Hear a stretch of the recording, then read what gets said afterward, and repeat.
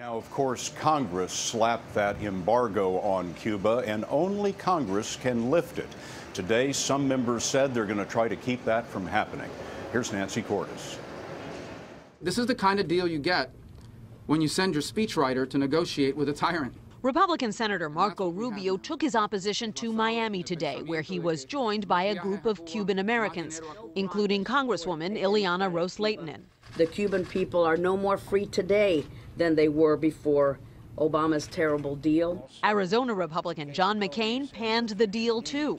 Any normalization, in my view, should have been gauged to progress on human rights and other issues, and I haven't seen that. But his fellow Republican, Kentucky's Rand Paul, told a local radio station he thought it was a good idea. You know, the 50-year embargo with Cuba just hadn't worked. I mean, if the goal was regime change, sure doesn't seem to be working. His comments reflect a softening in American attitudes toward Cuba. In October, 56% told the New York Times they favored reestablishing diplomatic relations, compared to just 40% in 1998. Still, the Republican leaders in both the House and Senate, who control the agenda, side with Rubio. He opposes lifting the trade embargo and wants to block confirmation of whomever the president nominates as U.S. ambassador.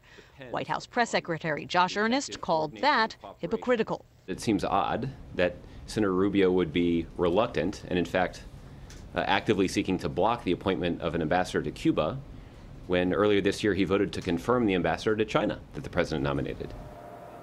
Congress has made only two major changes to Cuba policy since 2000, and both were aimed at easing restrictions. One law allowed the sale of food and medicines to Cuba. The other made it easier for people to travel there for family and business reasons. Scott?